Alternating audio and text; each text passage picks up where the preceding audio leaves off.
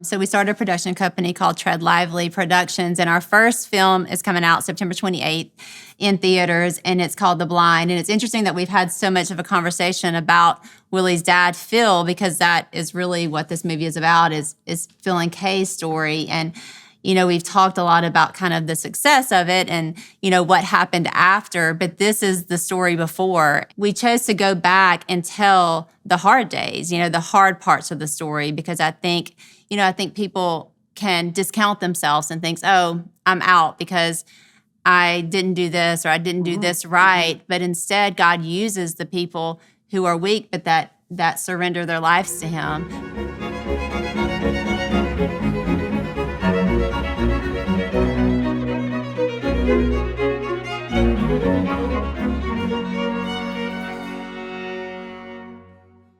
Hello, everyone watching and listening. Today, I'm speaking with authors, entrepreneurs, and the stars of Duck Dynasty, Willie and Korie Robertson. We discuss faith and family values as they were presented in the show and how they were preserved behind the scenes. We also explore the balance between reality and fiction, structure and playful spontaneity that was captured on Duck Dynasty, and the true positive impact the show had on viewers, as well as the general culture of the United States and abroad during and since its phenomenal 11-season run. So why do you think that what you did struck a chord with people so deeply, and one that was able to be maintained? Well, I think there's probably a couple of reasons for that. I think people saw parts of their family in our family. And so I think it resonated, especially across generations. Just had a lot of people say, wow, my dad's similar to your dad, or my mom's just like your mom, or we've got a crazy uncle. And so I think that was one of them. I think it was funny. And so I think people like to laugh and have fun. And I also think the faith aspect was a big part of it with the prayer at the end. It wasn't overtly religious, but it was wholesome, I guess. So what role do you think the faith played?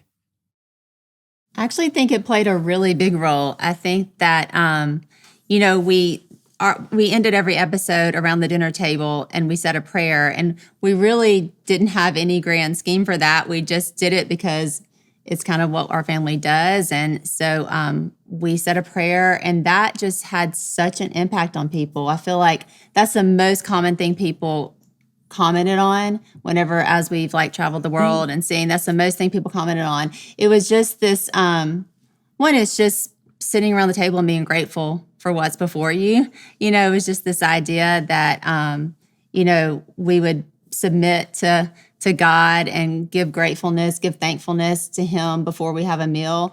And I think it also, Willie mentioned that nostalgia. I think there was this kind of back to something that we've lost as a country, as a people. And whenever we did the show, I think that, the network or the executives thought that, we were going to be this Louisiana family that's so different and unique, and that we hunt for a living and we eat squirrels and all this, and that people would maybe look at us and be like, oh, they're so different and outside of the norm or whatever. But instead, people actually looked at us and were like, oh, that's like my family, or that's like my family used to be, or that is something that I long for in our family, is to be able to kind of come together at the end of the day around a dinner table. Well, particularly I think in the aspect when you say that's where we used to be, if you're sitting around a table where we ended every episode, I think people would see that going, wow, we never sit together and eat. We're always running and gunning and grabbing fast food. And so I think they saw them, were like, wow,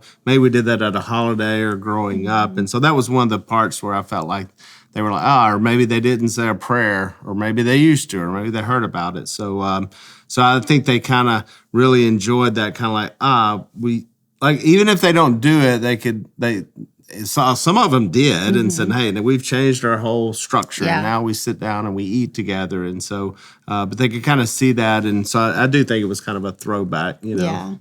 It was really interesting to me, because I think we made this, it was a funny show. It was like a sitcom, it was a funny show about our family, but it impacted people in really powerful ways. People would, come up in tears saying like, now my family eats dinner together because of your show. Or my husband goes to church now because he saw real men that just love God and can be normal people, and things like, or I watched it with my dad who had cancer, and it just brought us joy and laughter and positivity and hope in a time that was like a darkest time of our life. Hi, everybody.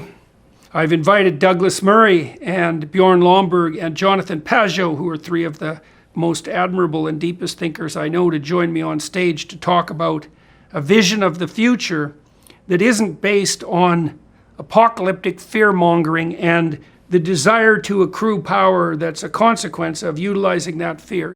We've sold out the seats that we arranged to have opened already, and now we've opened up more seats, and maybe we can fill the entire place, which would be quite the remarkable occurrence. Anyways, that is on November 1st. If you want to come to the O2 and hear our discussion, do so.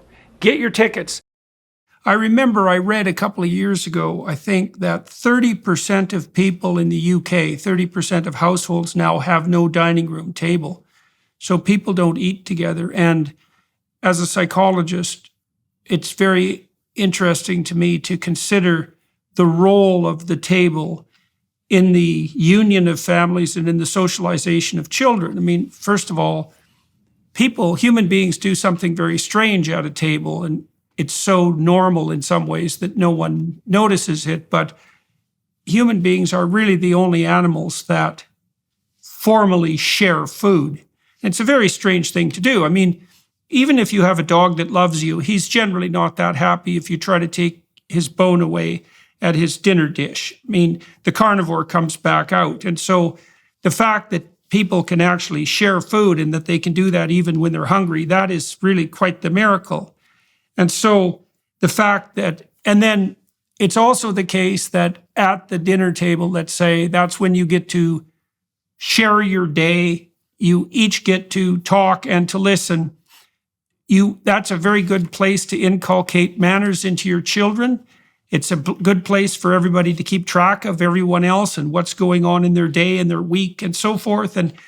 And it's a good time for everyone to come together and discuss the separate elements of their life, right? And in the Old Testament, there's an immense emphasis on hospitality as the grounds of morality itself and hospitality to a stranger, but the same thing applies within your family, and so within our family. And so, it's interesting, you said that your producers were convinced that your family, in some sense, would be an oddity, out of the norm. And I guess one of the things they didn't consider was that not only in some ways were you guys not out of the norm, but the actual norm, but even more than that, you represented a kind of nostalgic ideal. And obviously that was centered, at least in part, around the dinner table and around prayer. And then you said also that it gave you a chance, like the mealtime prayer, it gave you a chance to be grateful. And that really struck me as interesting too, because one of the things that people don't really understand about prayer, they think about it as a kind of a wish, let's say, is that it's actually a practice. And you can practice being grateful. And the reason you should practice being grateful is, first of all, then you notice what you have to be grateful about. And if your foot isn't caught in a bear trap while you're dying of cancer, you have plenty to be grateful for. And so practicing that makes you much more aware of it, but it is also a really good way of staving off resentment. And so it's striking to me that how much impact the fact that you guys sat around the table and all talked together, and that you started that off with, let's say, a prayer of gratitude. It's really striking to me how much of an effect that had on your audience, and the fact that also people used that as a model. And what did you conclude from that? It must have been surprising to you, right, to have that impact. It really was, because to us it just seemed like a small part of life that we've done thousands of times. So I didn't really. I guess I thought most people would would be like, oh, they're saying a prayer, and that's what we all do. And so what was striking to me is that a lot of people didn't do that, and so or like I said, they used to do that, or they didn't do that, and I was like, wow, that's and it had this big impact on them. It was like that's really helped our family, and I was like, wow, that's what seemed like just a small thing, but the dinner table was a big part to us, even growing up. That was a big part of the just our whole family. It's where we it's kind of.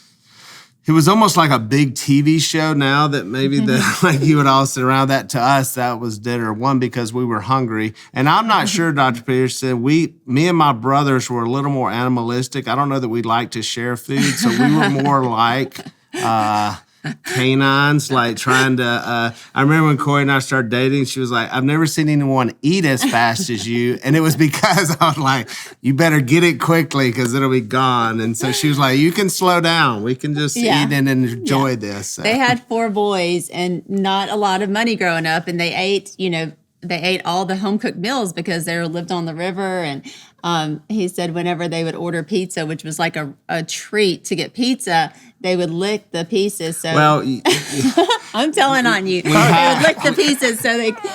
You had to have one. You could only have one hand on one piece while you were eating, so that was it. And we would just lick a little something because something about licking the food made no one else want to eat it at all. So that was. It was some kind of animalistic thing, that we figured out. I remember I invited one of my friends over he was from a backwoods town up in northern Alberta called Crooked Creek, man. And it was quite the place. It had been scraped out of the prairie just about 40 years previously. And there were feuds going on in that backcountry.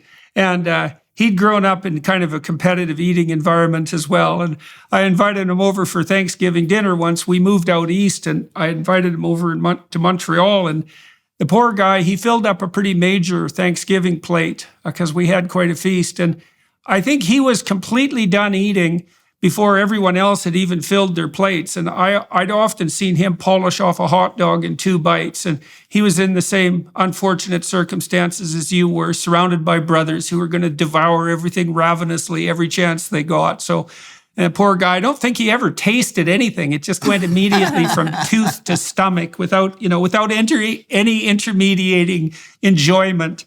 So anyways, hopefully things have slowed down on the eating front for you guys. Now, you also mentioned, and this is something, that I've noticed about a couple of other shows I really like. I like The Simpsons. I was a great fan of The Simpsons. Their first 13 seasons were staggeringly brilliant and comedic as far as I was concerned.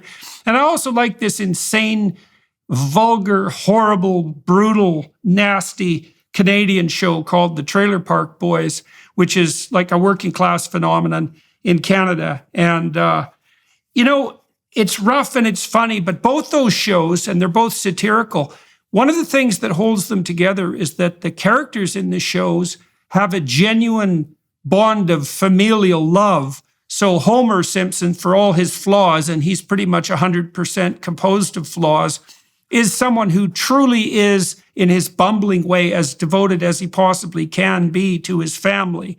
And in the Trailer Park Boys, these 3 ne'er-do-well criminal types, basically, who the show is about, and their 2 enemies, they're bound together too by a filial bond that's actually quite genuine. And one of the things that made both those shows popular is that strange combination of satirical humor and the ability of the characters in some ways to tear at each other, but also to be bound inside this, this genuine, what would you say, structure of love and mutual regard. And I guess it's something like the optimal balance between cooperation and competition, and the humor seems to play on that proper balance as well, and you can tolerate a lot of biting humor, which is a really nice thing, if you know that the people that are joking at you and prodding at you do have your back and actually like you. So your show seems to have that sort of element as well. I hope I've got that accurately represented. I think so. I think that's probably exactly right. I think there was a profound love for each other. We had our back. However, we try not to take ourselves very seriously, and so we can see someone and go after that person. But like I said, there's a love there, and so, in fact, we did it so much so that when we would be out in public, like people would come up to me and be angry with me and be like, how dare you say that to your mom or your uncle, or I just was like, we're fine, we're good. Like, we think it's really funny, and but some people would be like, wow. But we've always, I guess the Robertsons, we've always kind of had that. We can make fun of ourselves and really go after each other. And I don't know whether it was to prepare, because when you're at school and when you're in the world, people are gonna say all kind of nasty stuff, and so we just kind of were like, I don't know if we were preparing each other for that, but like, it's coming. So well, also I think we kind of got together as a family. We actually did. We sat around the table together as a family before the show started and just kind of laid out some things. And one, I think, yes, we were surprised by the impact, but also we did really pray about the impact. We actually did come together as a family and said, like, we hope that this, brings glory to God. We hope that this is a beautiful, blessing to families and to our family as well. And if it's not, just take it away. We actually kind of went into it with that intention. And then also we said, we won't take ourselves too seriously. And, you know how reality shows can be, and there's these interviews and things like that, and we just said we're not going to get offended by anything anybody says. We're just going to have fun with this and let it be fun and not get offended. And I don't think anybody ever did. There was nothing on the show that anybody ever said to one another or about one another got offended by it. We had fun with it. But it was a unique reality show where it was shot, like Korie mentioned, it was shot like a sitcom. So it wasn't just run and gun cameras. Like it was like a sitcom. Like I would enter the office and hello, I'm here, and so it really was shot like that, but we're really ourselves. And so it was a strange mix of how to do it, but it was fun because we always kind of knew, like, okay, we got to have a beginning, a middle, and an end, like a sitcom. Like life doesn't happen like that. So it was just kind of a smash of reality with kind of playing along some, and maybe I used to call storytelling. And storytelling. So I call it guided reality. So how did you manage that combination of scripting and spontaneity? It seems like a very difficult thing to pull off, especially, I presume that before you engaged in the Duck Dynasty series, you guys weren't actors and you didn't have a lot of experience, well, certainly producing like a half-scripted family sitcom. So how did you manage to keep it funny and spontaneous at the same time that you managed to impose some sort of narrative structure on it? And who was responsible for that? How did you do that? It was just talent from God. Oh my, humility. Is that the right order?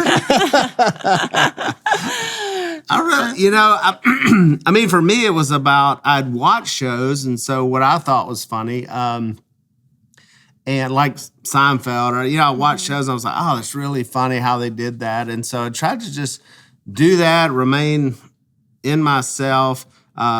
I kind of had to stay in one spot. I talked to a lady at A&E who was just brilliant, and Lily, and she wasn't even from America, which blew me away that she's from Argentina, came here, was working with American television, to not even grow up here, but to figure out the nuances of people from the South and how that's funny that would go across America really just blew me away. But she always said, like, you're the boss, which I am. So you have to be the boss. And so I couldn't stray very, very far from that, because that's what makes it funny, because people get in trouble. And I would be like, oh, I want to goof off. And she'd be like, you have to be the boss. And so I would come in there. So there was that dynamic that really makes comedy. Kind of like when you're like when you're in school and someone says something that you're not supposed to laugh at, or church, and it's so funny, you can't help but laugh. And so it was kind of that idea. And so once we kind of got that dynamic, which was a real dynamic. I mean, I was the CEO of the company, but I'm not the oldest, and so it wasn't my father. So there were some kind of strange things there, the dynamics of the company, because it was like Dad's company, but I was the boss, and that's what they walked in with. It's like, what do we got here? Okay, Willie's running it, but I'm the third from the top, and as far as siblings, Dad's not in charge. Dad's kind of doing his own thing, and so once we got the dynamics, and then we just kind of plugged it in and said, y'all go. What would happen if, and we would talk about frustrations where the guys would want to fart around, or they always want to go hunting. They didn't want to be up there actually making the duck calls, which was a common theme. And then we just kind of went with that and just. It reminds me again of this show I mentioned earlier, the Trailer Park Boys, where each of the people who are involved have adopted a pretty stable character. You know more or less what their role is and what to expect from them. But then that gives them tremendous latitude to improvise. And so the Trailer Park Boys, in some ways, like your show, is a mock documentary. In principle, this camera crew is following these ne'er-do-wells around all the time. And fair bit of it's scripted, but a fair bit of it is spontaneous, and it's often extremely witty. I also know that Guy Ritchie, the British film actor director who's made a number of brilliant, absolutely brilliant films. What he does is I've talked to him about this. He sets up the stage and the set, and he primes the actors, and they know the story. And then they improvise the dialogue. And that's so cool, because one of the things that really makes Ritchie's movies remarkable is the brilliance and harshness of the dialogue. And, he gets his actors to play along, and he really likes to work with the actors that can do that. And then the other thing that it reminds me of is what children do when they pretend. So children start to pretend play when they're about 3 years old. That's when they start playing with other children in a real manner. And the way they'll do that, is they'll take a scenario that's somewhat typical, like a household structure, because children often play house, and they'll assign roles, and they'll basically lay out a script idea that everybody has to agree on, and then they improvise, and that's actually what the pretend play is. And if it's going well and the kids are friends, they can get right into it, and they can do that for hours. And what they're doing is simulating reality and experimenting with roles, and also trying to be funny and amuse each other. And so I wonder, did you have, I don't know if the child pretense idea has ever occurred to you before. Did you ever have any sense that you said what you were doing was fun and it stayed playful? Did you ever have any sense that you had returned to the sorts of things that children do when they're very young? I love that analogy, because I do think it sounds exactly like really what we did.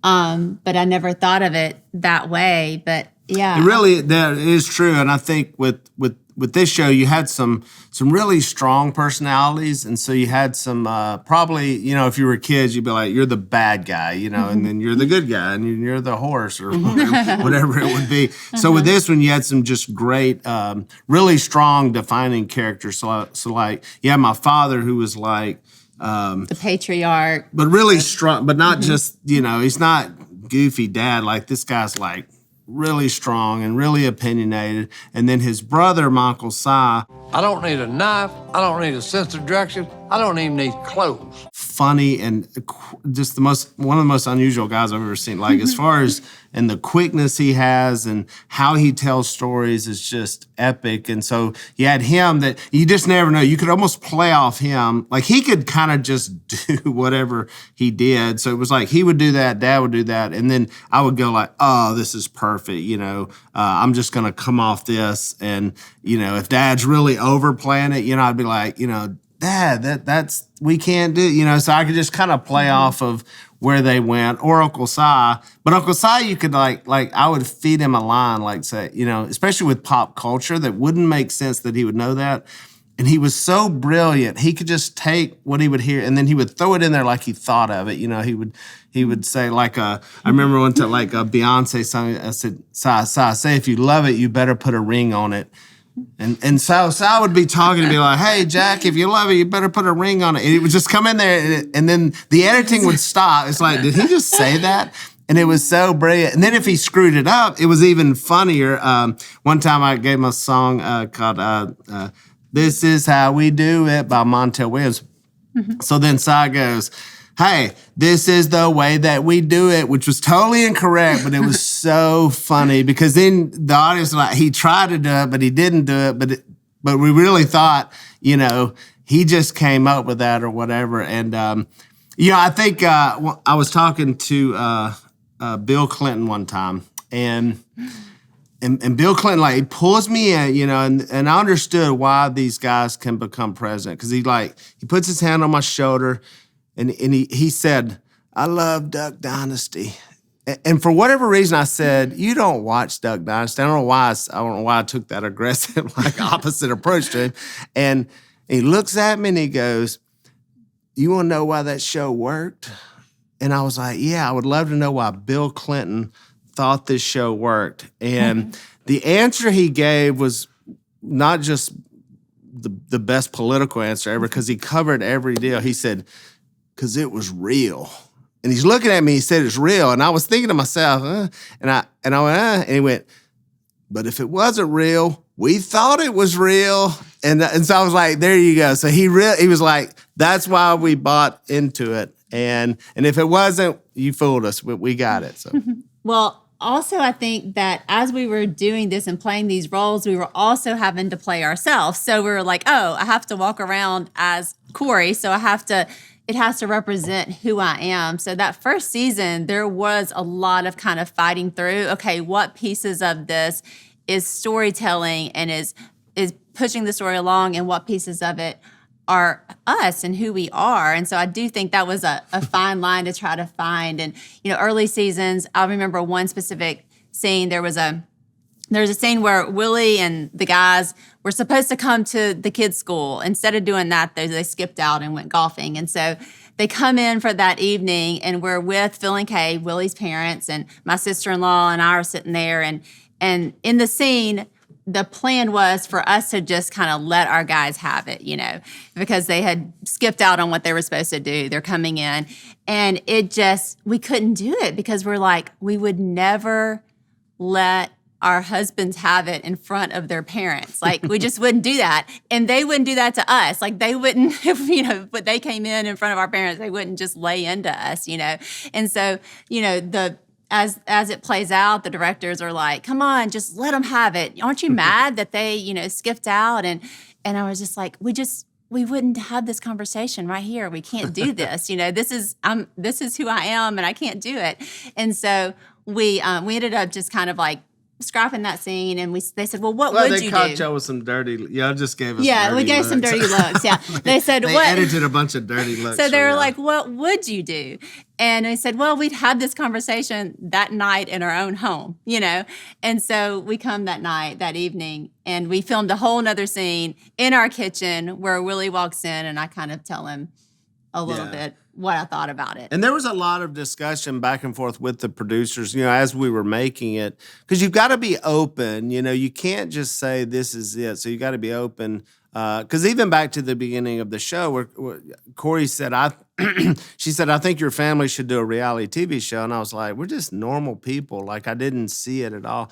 And Corey's like, Willie, y'all aren't normal. Like, y'all are. Because I appreciate that, because she married into this family. I was like, y'all aren't normal. So I was like, so you got to have an open ear to going, okay, some other people can see this differently than what you can see yourself. And so you had to be open to producers. But I think where the dynamic got a little strange was that their idea of family or their idea of what family is was really different than ours. And so I think sometimes they have more of that stereotypical, the dad's a goofball. He's just, you know, all he wants to do is watch football or drink a beer. The you know, teens are rolling their mom's eyes the smartest one. Kids are like on their phones, like, we hate this, you know. And so we broke that because of, and we wanted to. We were like, we're not all families are like that. There's respect, and there's, like my children would not roll their eyes at me and say, whatever, Dad, we hate this. And, so, and Dad has a brain and he can think outside of, whatever those things are. So sometimes you had to be open, I think, to listen and be like, oh, that's really funny, but also not just go down the path that I think a lot of sitcoms, I mean, honestly, so many of them are just the same, and so I think that's the mold that we really broke out of, because before that, reality TV it was all about the fight. It was all about like the train wreck. Yeah. What can you the big scenes are the ones where the tables are flipped and everyone's fighting and everyone's arguing, where for us the big scenes where the family is around the table and there's that, like Willie mentioned, we mentioned twice, I think, respect, that respect for one another and for the kids and their parents and kids and their grandkids. And there was another scene where Phil, who is the granddad, was having the grandkids clean a football field, clear a field. And they just expected that the kids would be arguing, complaining, upset about it. We didn't want to do it. But instead, our kids were, of course, their papa asked them to clean a field, they'll clean a field. And so it was just this this dynamic that we had to kind of work through early seasons to say like, oh no, that's just not who we are and not what we do. So there was a part of it that was playful, but then a part of it that was also us kind of saying, no, this is who we are, this is what our family's about, and it's going to look different than maybe what you expected or what's out there on television right now. Okay, so there's a bunch of things there that you guys drew out. So you have the Clinton comment, that Duck Dynasty was popular because it was real or because we thought it was real. And you said, well, that's real interesting on the political side, because I suppose you could say the same thing about Clinton and about many politicians. But there's also a really interesting grain of truth there that also pertains to play. Hey, so, you said and insisted that you guys had your characters and your characters actually reflected your actual personalities, and that one of the decisions you made was to stay in character. And so that means that when you were fictionalizing your life and it wasn't real, it was still real because you weren't willing to play out roles that actually weren't reflective of your character. And I would say that actually characterizes appropriate pretend play with children too, because if two little kids are playing house, and they can do that very, very seriously, if there's any falseness in the game, it's no longer a good analog of reality, and the kids will get bored with it right away. If any of the players start to step out of character and break the implicit rules of the game, it's no longer fun, and it's because they're not simulating reality properly. And so while you guys are playing and elaborating on your characters, even if that's scripted, if you're staying in character, it's not false. It's actually reflective of a deeper truth. And then another thing you pointed out that's absolutely fascinating, I think, is that, you said, for example, that it's typical in a sitcom, and you see this in advertisements, and this has really been true, I think, since the mid-'60s, that increasingly male characters in sitcoms, especially fathers, are presented as bumbling buffoons, right? They're presented as the sort of people that children can roll their eyes at. Now, there's a very detailed research, a body of research, laying out predictors of divorce among couples in psychotherapy. So maybe you come from marital counseling. If one or the other partner or both rolls their eyes during the sessions, which is a sign of contempt, there's a 95% probability that couple will be divorced in the next year. Like, contempt is a very, very bad emotion. And the idea that kids can roll their eyes at their stupid father, that's a really, really bad idea. And it reminded me of something. Today I'm writing this book called We Who Wrestle with God, and I was writing about Noah, the story of Noah today, and there's a scene after the ark comes to rest after the flood. Noah plants a vineyard, and I guess, he's had kind of a rough time, so he plants a vineyard and he brews up some wine and he gets pretty rip-roaring drunk. And one of his sons comes into his tent, and Noah's there passed out and he's naked. And instead of covering him up and shutting the hell up about it, this son called Ham goes and tells his brothers that, dad's made a fool of himself, and sort of gets them to come in hypothetically to poke fun at him. And instead, the other brothers come in with their backs turned and cover him up. And then, so the story goes, the descendants of Ham become the slaves, the servants and the slaves of the sons who covered up their father. And the idea there, no, this is kind of far afield from what you pointed out, but the idea there is that if you don't have a certain degree of respect or even reverence for your father, despite his shortcomings, which we all have, then you're doomed to a useless life, and people who are respectful will dominate over you because they'll be, their lives will go right because they're in accordance with tradition. So the fact that not only you stayed in character in your play, that reflects the kind of deeper reality that obviously people were viewing in your show, but it also reflects the fact that you presented to people something like an appropriate relationship, say, between fathers and sons at a time when that's become increasingly rare.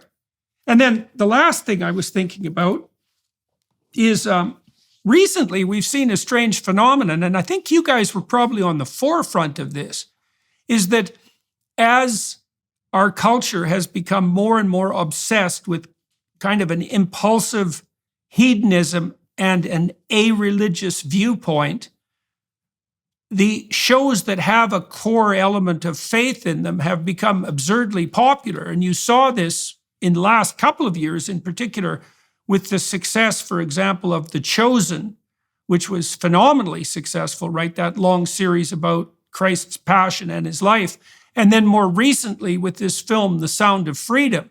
And both of those are very fundamentally faith-based without, hitting you over the head with it, because the story in both cases still takes precedence by far over any expressions of evangelizing faith. But I think it also speaks to the fact, and I think you guys were early to the market with this, so to speak, is that as the family disintegrates, as there's more and more fatherless kids, as the divorce rate skyrockets and the birth rate plummets, all of those things are very negative. People have a longing not only for family, but for more traditional family, say gathered around the table, and for a traditional family that's based in something like faith.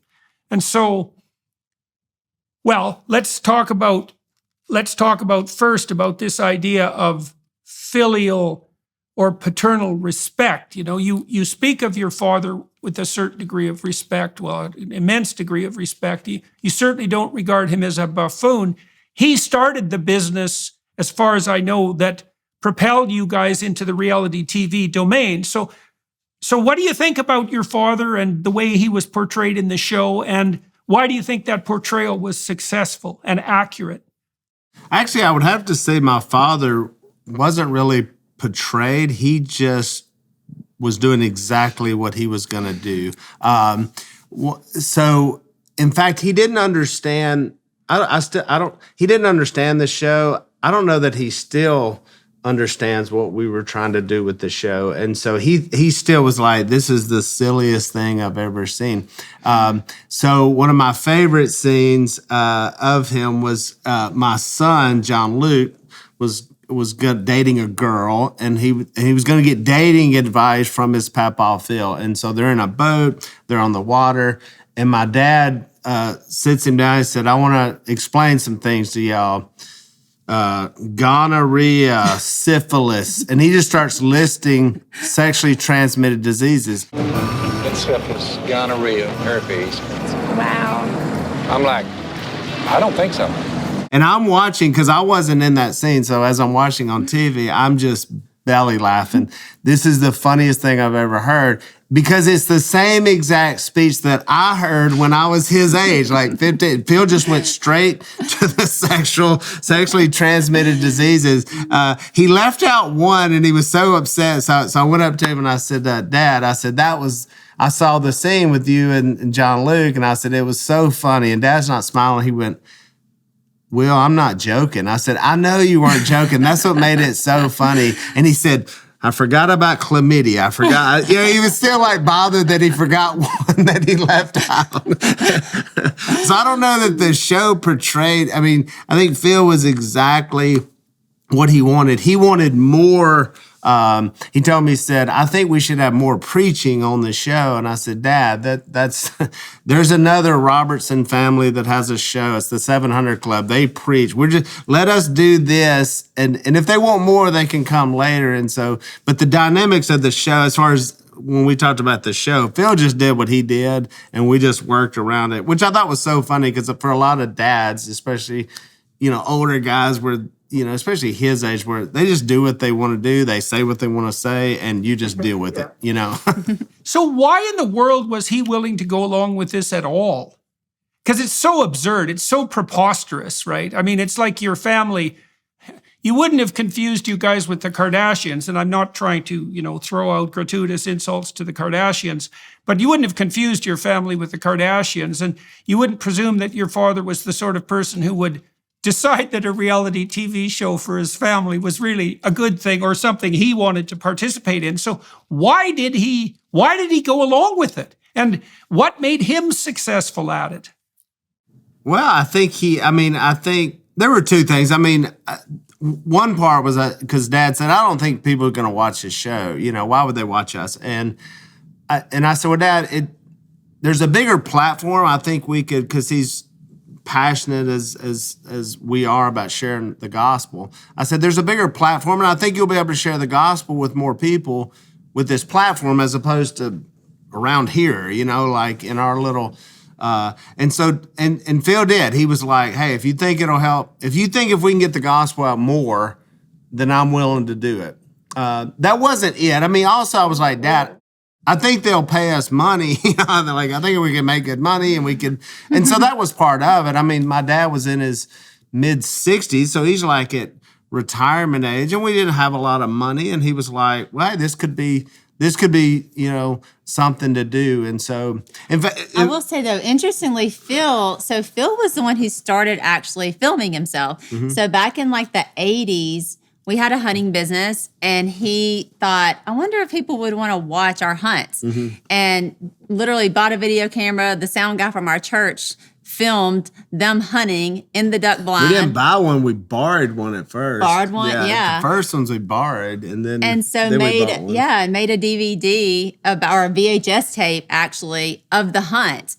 And it was duck hunts, which it was kind of like it was pretty much Clint Eastwood or Josie Wells duck hunt, if he duck hunted, and Dad was like really into mixed Clint with Eastwood, like classic rock, because he loved classic like old rock and yeah. he was very irreverent. Like back then, he would we had a spitting scene, like everybody would have like giant shoes at the back, and like it'd be slow motion spitting. And it was, but there was like a grassroots people that were like, we love this. It was kind of in your face for like the proper, and I think my dad was always kind of anti-wealthy proper, and so he was kind of always fighting the system. And so to him, he was like, this is how we do it. It was in your face. It was like raw, gritty hunting and kind of working man's type of hunting. This is not your, buy all your property, and because they grew up super poor. And so so Phil did do that. He had he had the videos that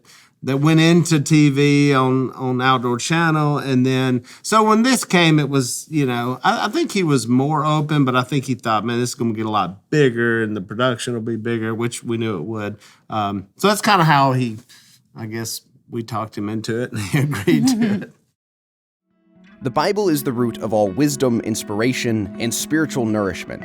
The Hallow app empowers you to explore the Bible's profound teachings and to effortlessly incorporate them into your daily life. A great place to start while you deepen your understanding of the Bible is to check out Father Mike Schmitz's Bible in a Year, available on the Hallow app for brief daily readings and reflections. Here you can dive into an extensive library of Bible reading plans, accompanied by insightful reflections and audio-guided meditations. Whether you're a seasoned Bible reader or just starting your journey, Hallow provides a platform for you to engage with Scripture like never before. Studying the Bible's literary brilliance has influenced countless writers, poets, and artists throughout history. By studying the Bible yourself, You'll gain a deeper appreciation for the power of storytelling, symbolism, and metaphor, enriching your understanding of literature across different genres. The Hallow app also helps you connect with a community of like-minded individuals, sharing experiences, insights, and encouragement along the path to spiritual growth. Download the app for free at hallow.com/Jordan. You can set reminders and track your progress along the way. Enrich your education and nurture your mind and soul today. Download the Hallow app at hallow.com/Jordan. That's hallow.com/Jordan. hallow.com/Jordan for an exclusive 3-month free trial of all 10,000 plus prayers and meditations. Okay, so that's cool in 3 ways. You know, for listening to this from a Canadian perspective, I always feel a bit like an anthropologist when I'm in the United States, because your culture is similar to ours, but it has very interesting differences. And there's something extremely American about the story you just laid out, because first of all, there's that, you talked about Clint Eastwood, there's sort of that backwoods rebel thing going on that's really a powerful part of American culture. You know, the alienated cowboy who's really a solid guy at heart, who's an anti-establishment figure, but also a traditionalist. I mean, that's an unbelievably deep American trope and an extremely successful one. And then, you know, you said your dad too was interested in this, in doing the family series, partly because he had some interest in evangelizing. Right now, you said that you guys didn't want to take that to any extreme. And I think obviously that was an extremely good decision, because if your show would have ever got preachy, people would have just shut it off, right? That faith had to be something implicit and displayed, but not something that you were beating people over the head with to convince them, because who the hell wants to watch propaganda, which is something that the entertainment industry is going to have to figure out again. And then you have this interesting additional aspect that's also deeply American. You know, you said, well, your dad also thought this was probably, at least in potential, a good way to grow the business and to make money. And, you know, you think about how American it is for those 3 things to meet. There's the Clint Eastwood, you know, alienated, lone, backwoods cowboy with his middle finger up to the system. There's a bit of Protestant evangelizing mixed in there. And then the last of it is, you know, this eye to the market and to entrepreneurial activity. And all 3 of those things, those American characterological elements seem to come together in your show. You know, I bet your father really secretly enjoyed all this, hey? I don't imagine he would let on, but my guess is that there was part of him too that was thinking, this is actually pretty cool, although I'll never tell my damn sons that. Exactly. 100%. Yes, spot on. He's actually still doing it. He's got a podcast that he does 4 days a week, and he loves it. And also, yeah, it was fun to see actually Phil and Kay and Uncle Si, how they all like became younger as we were doing it, because they had fun with it and the family was all together. You know, it was such a blessing that our kids got to be with their grandparents and their aunts and uncles and all that on just a daily basis. Like we were, you know, when you film, you're there a long time. It's a long time where things are happening, you're filming. There's a lot of sitting around where they're setting up lights and cameras. And so we just got to be together as a family even more. We've always been together as a family a lot because we just kind of do life like that and live in close proximity and have meals together. But when you're filming, we were really together. And it was fun. It was a blessing to get to do that. It was a blessing, I think, for our kids to get to have that time with their grandparents. That was even a more intimate time together. Yeah, there was like these odd combinations of family members, whatever scene you were in, and but you're having to, like, I'm depending on my 8-year-old nephew, during this scene. I'm like, come on, buddy, we got this, And so I may be depending on my uncle or someone else, and so it was kind of, you would be stuck here for hours, but it was really fun. I think that's what we, kind of miss. And but you're right, Dad would gripe about it, and this is, he would gripe, but then the minute our show ended, he was doing a podcast the next week, and he was out there filming in the woods, and he does like 4 hours a week, which is mind blowing to me to be doing that much. And so it is funny. He would complain about it on one hand, but then, but he, he certainly thinks. Willie's mom, on the other hand, this was her chance to be a star, and she had a blast. She loved it. She would carry in her purse like headshots of herself. Different Do you want headshots. a So Miss she would Payne? lay them out like at the grocery store for someone to pick from. And she would say, Willie, everybody recognized me. And I said, Mom, your shirt said Miss K. Like you're wearing like a shirt like with your face on. And of course they recognized you. And so it was just fun watching them kind of have this complete different lease on life, when, like I said, where they thought, when we took over the company, I remember my dad told me, he said, I think everybody has a duck call, like it's over. And this is 10 years before the Duck show, Dynasty yeah. happens. I was like, well, there may be something left of this company. But he had kind of thought that was it. We did good. And from where they came from to where they ended up, I thought they felt successful. But they had no idea the wild ride that was coming within the next couple of decades.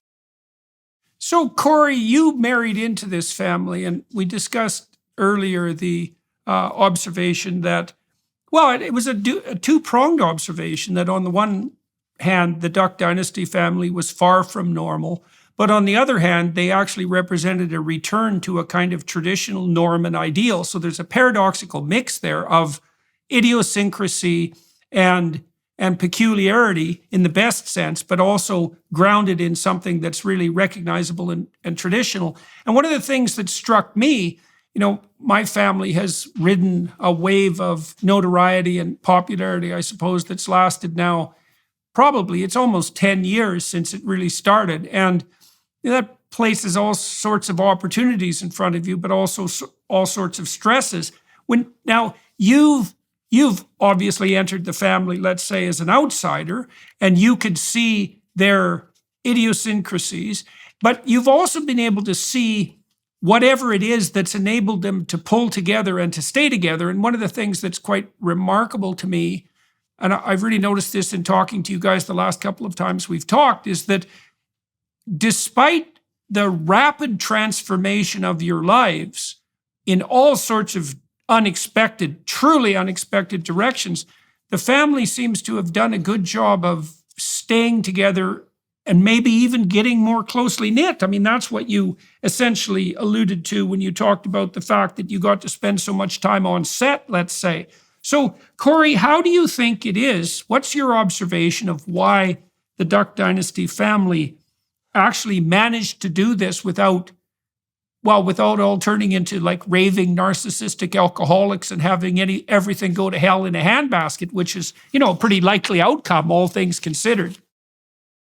Yeah, I think there was a real rootedness and a groundedness in our place and who we are, and our faith, of course, is the ultimate thing that plays into that. But I think that we did stay true to who we are, and we stayed in our hometown. Like, we're still here. Like, we didn't move away to LA and Hollywood. And that's one thing that I remember whenever we were in the middle of it, and it was crazy.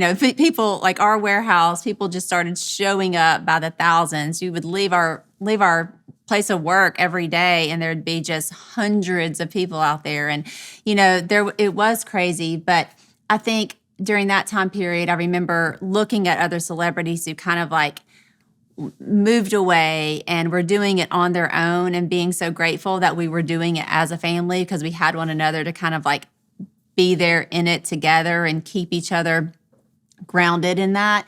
And also there is I think whenever someone reaches this level of kind of fame or celebrity, there's it's a strange kind of loneliness that can happen because you do get a little isolated. You can't go out and do the things that you maybe used to do because there is so much attention or whatever. And because we were able to do it as a family and we still had one another, and we, could come back to our same church or same school or same friends or same that type of thing. So we could go out into the world and kind of like do these fun things and big things, but then we kind of came back to this home where there was a lot of really deep roots. So why do you think you didn't move away? I mean, famously with the Beverly Hillbillies, as soon as they struck oil, they were off to Hollywood and hilarity ensued. But you guys made a conscious decision. I mean, and maybe that was partly to keep the show on the track that it was.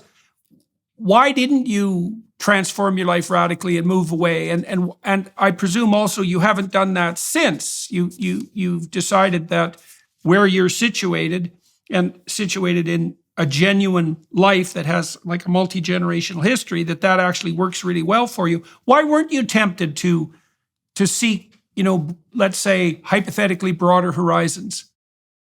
I was never tempted. Yeah. Never tempted to move from where this is. I guess mostly because we have so much family connected, because we're both from here. Yeah. Corey's parents are here. We have like so many different connections here, and so moving away wouldn't have been advantageous. It wouldn't have been, and actually, if you take us out, like what makes us who we are, it was here. It was being in Louisiana.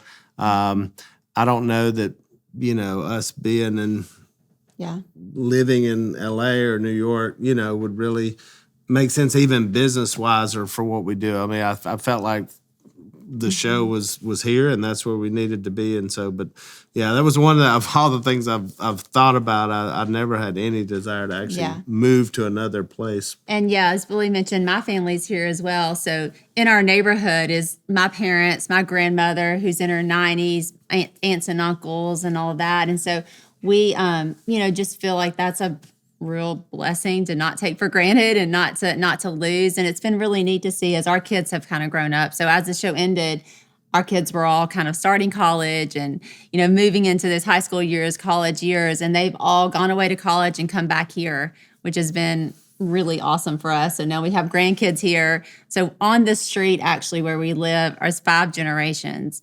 And, I think that's just, it's not the norm anymore. And so it's not something to be taken for granted. So we wouldn't want to give that up for anything. Yeah, and there's nothing in another, like, I hate traffic and I hate so many people. Like, I don't know how people live like this. It's just crazy. And so if you're talking about food, I can cook anything I want to cook. And as far as being in the outdoors, I can get there. And so, yeah, no other city. Every time I enjoy visiting for a second, and then I always think I would never want to live in a city like this or this big. So yeah, when I grew up in my small town, Fairview, Alberta, there was about 3,000 people there, and it was about 50 years old, and it was about 400 miles from the nearest city of any size. It was literally on the edge of the northernmost part of the prairie, and in part of the country, part of the North American plain that had been settled last. I mean, I had friends whose fathers had established homesteads there when there were still teepees of Cree Indians on the land, and that was in 1937. So it was really the last edge of the frontier, and it's funny because in our town, people sort of bifurcated into 2 tracks. There were the kids who knew they were going to leave this small town, Fairview. And the kids who knew that probably knew that when they were about 10 or 11.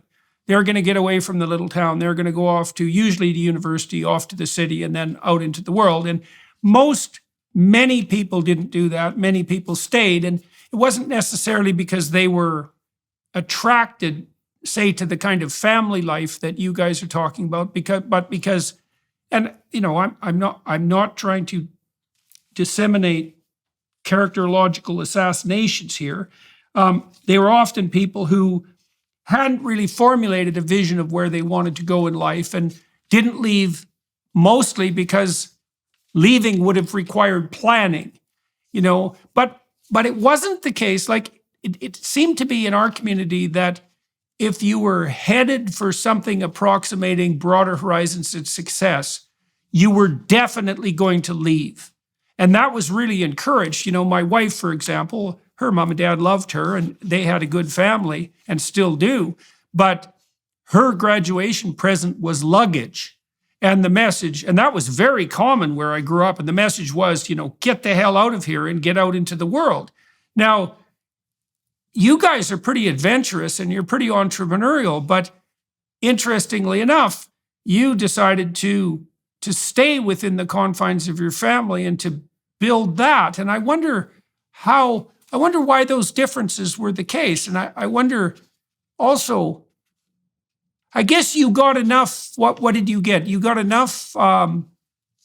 You got enough satisfaction of your adventurous impulses within the family structure that you guys had created. Was that partly a consequence of being able to participate, let's say, in your father's business? Like, what was it about growing up there that gave you enough adventure?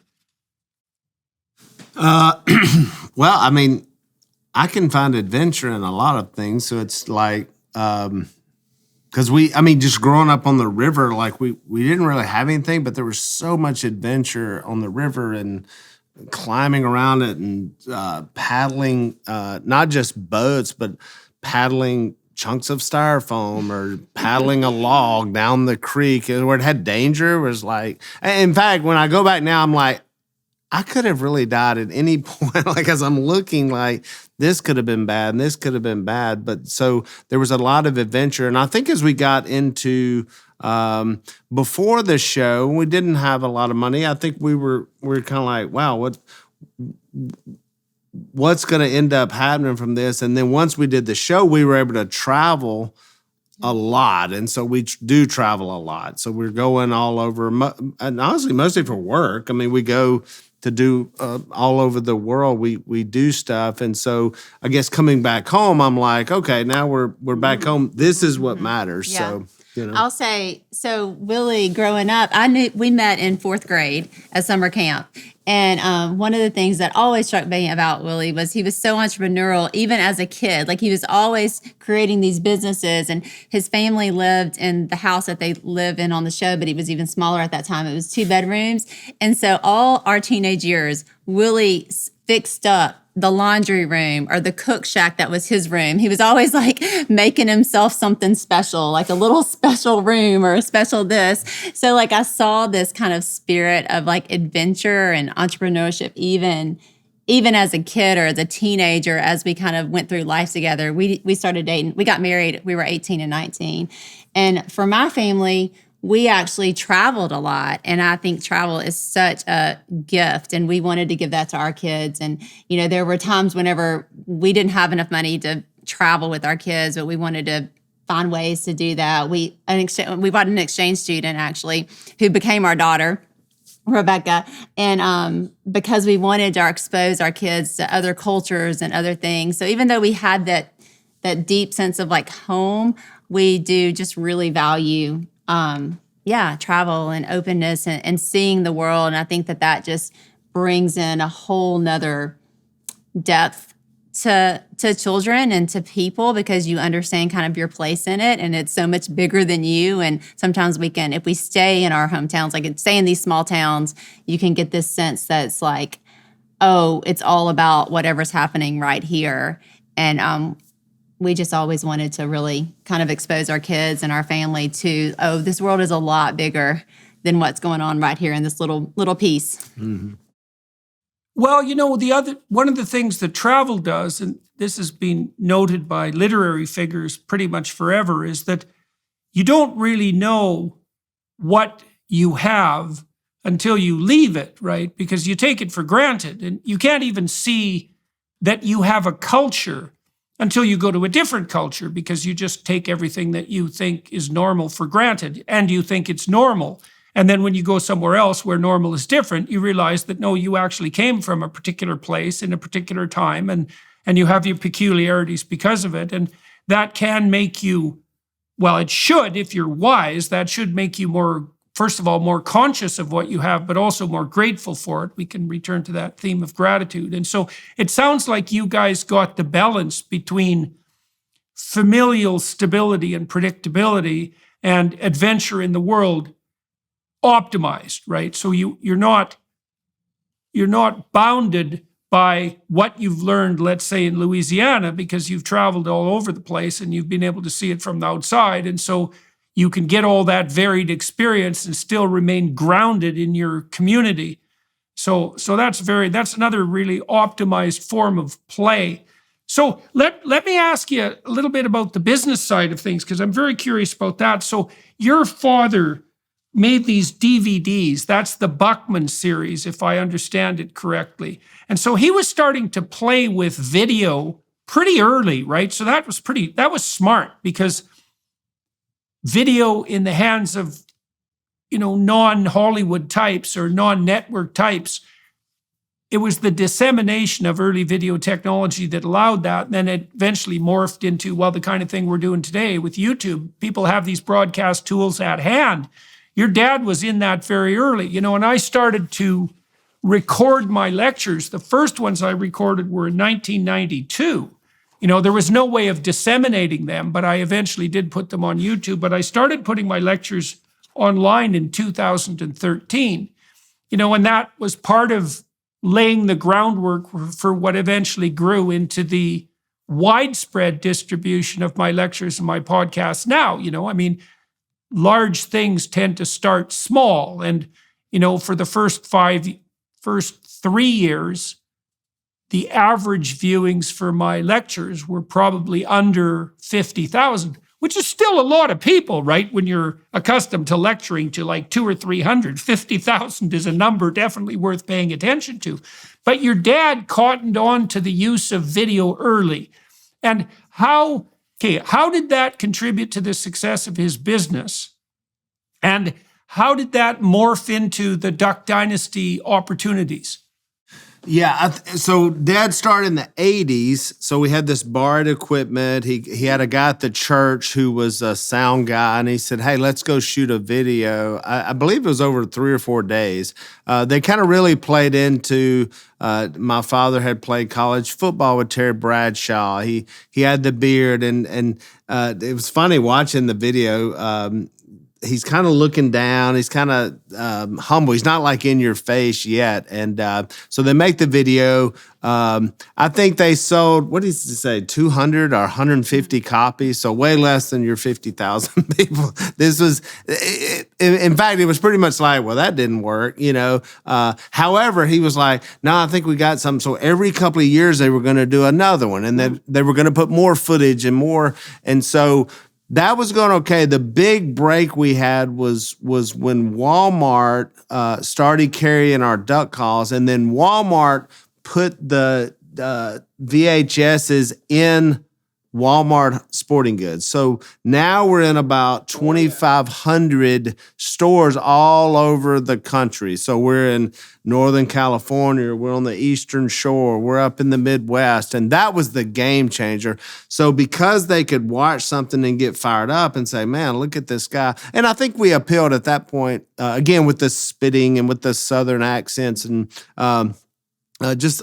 other unusual things that my father would do with the music and all that. We just really got this underground, it was like a swell of people going, hey, man, we love that. We love watching this. Then they would watch them. They would get ready for the duck season. They would put them in and say, now we got to get fired up. And they'd watch them over and over and over. They'd memorize some of the lines that he would do. And so all that we felt like was such preparation to build up, which would ultimately be Duck Dynasty on A&E. But there were so many little things before that we got just enough to know how to be around camera, just enough to know all that. So it wasn't like just zero to hero or throw us in a show going, good luck, there's a camera and where's the mic go? I mean, we had just enough to know, especially how to entertain people. And again, back to how to tell a story, which was learned at the dinner table, because we learned how to tell good stories because we didn't have hardly any TV. There was no computer. So if you told a story,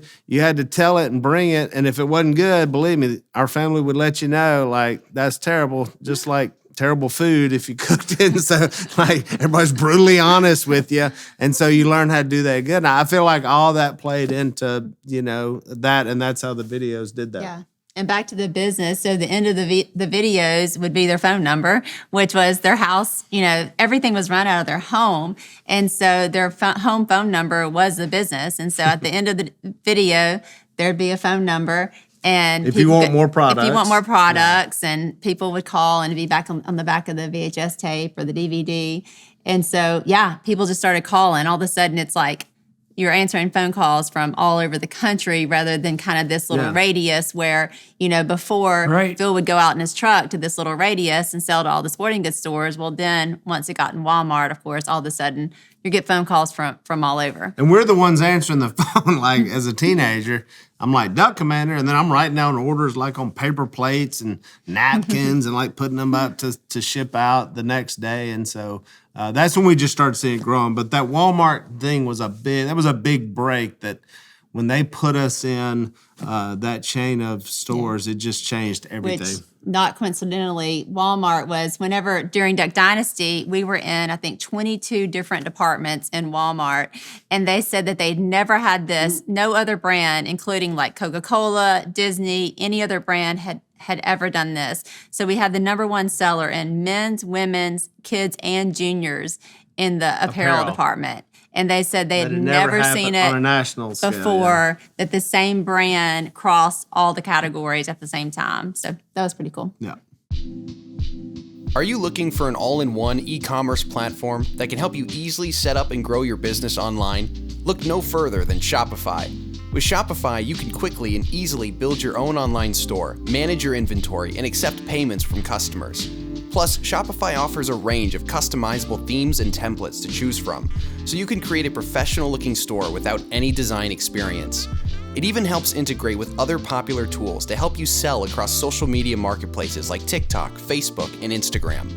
With Shopify's 24/7 support and an extensive business course library that's available to support you every step of the way, Shopify is the commerce platform revolutionizing millions of businesses worldwide.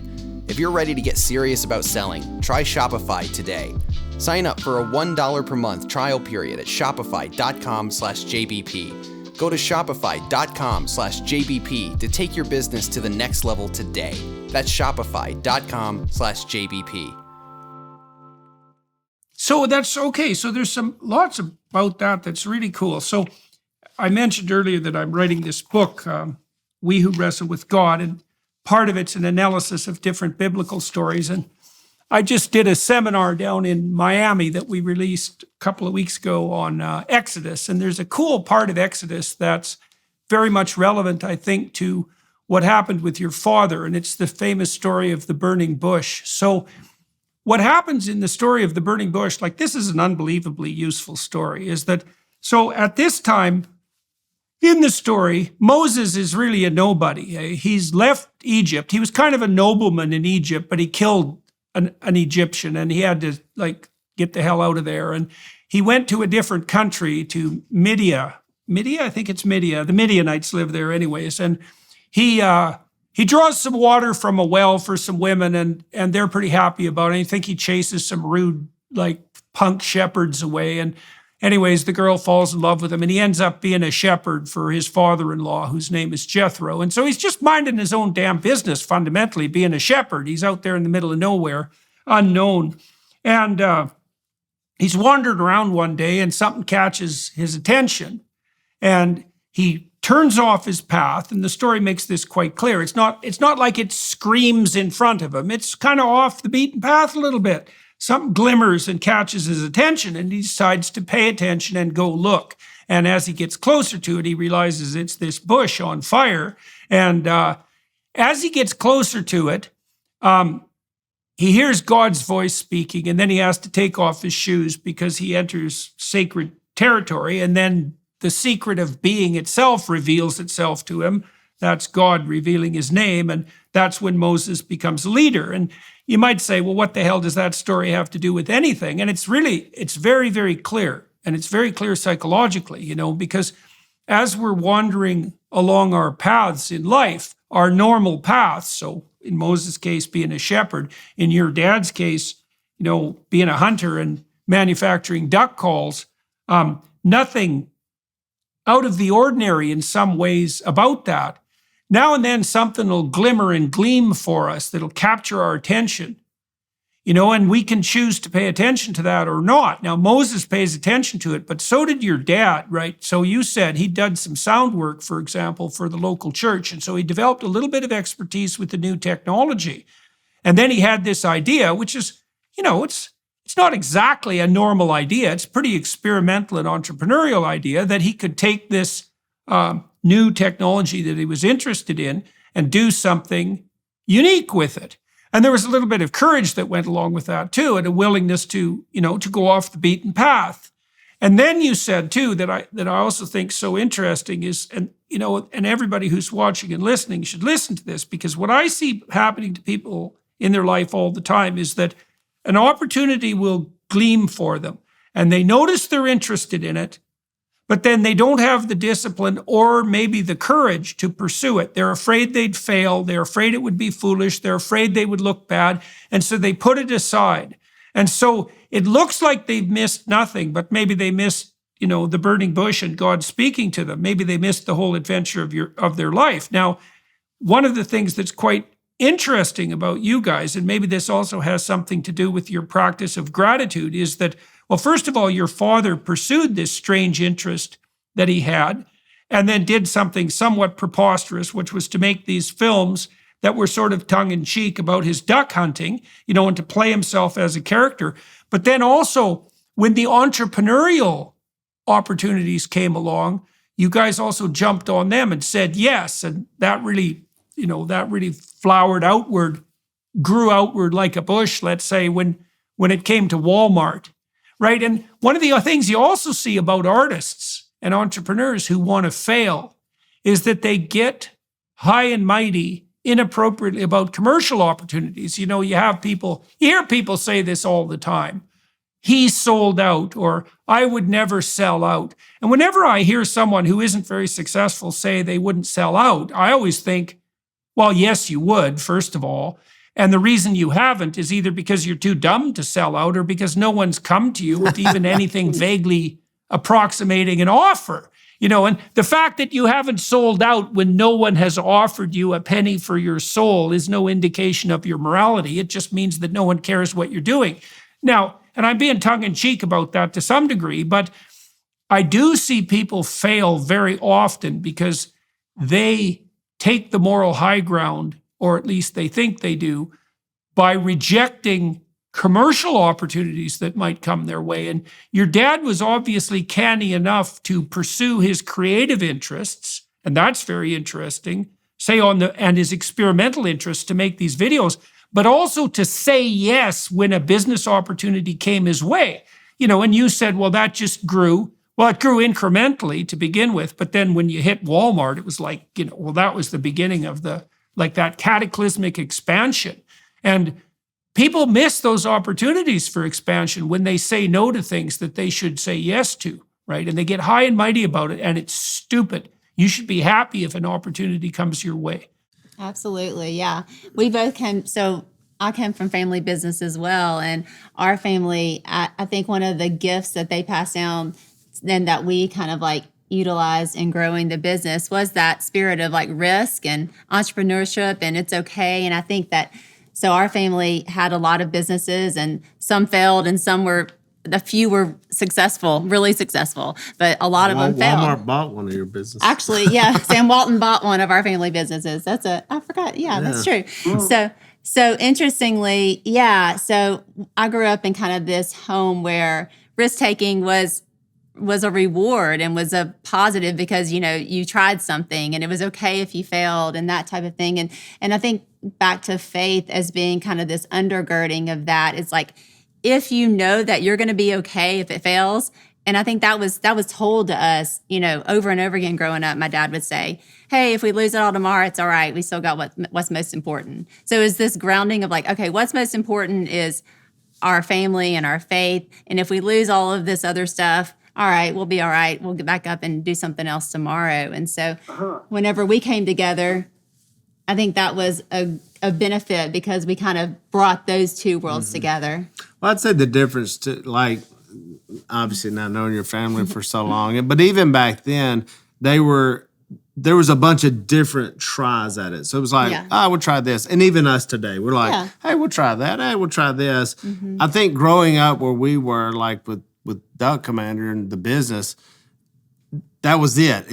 We're saying we're all in, we're all in. It wasn't we'll try this on the side. We'll try all the chips were shoved in the middle going, we're going to put it all right here. And it wasn't a lot of chips, though, because it was because most of it was being fueled by the personality. Or it wasn't like we had tons of money ever invested. It was but we are. This is what we're going for. Yeah. And we could always, Dad was always good, like saying, yeah, if this doesn't work, hey, we keep fishing and we keep eating, the standards were low. It's like, hey, we're totally happy in what we've got, That's very cool. Like you outlined something very interesting there, because one of the things that people might be thinking about is, well, what constitutes failure and what constitutes success, and how do you stop failure from taking you out? And one of the things you both pointed out is that you're actually pretty careful about defining failure. You say, well, look, if this limited enterprise fails, we still have our family, we still have the love and respect we have for each other, and we have a backup plan. And so what that means is that you set yourself up strategically so that failure, it wasn't failure, it was just the death of an experimental enterprise.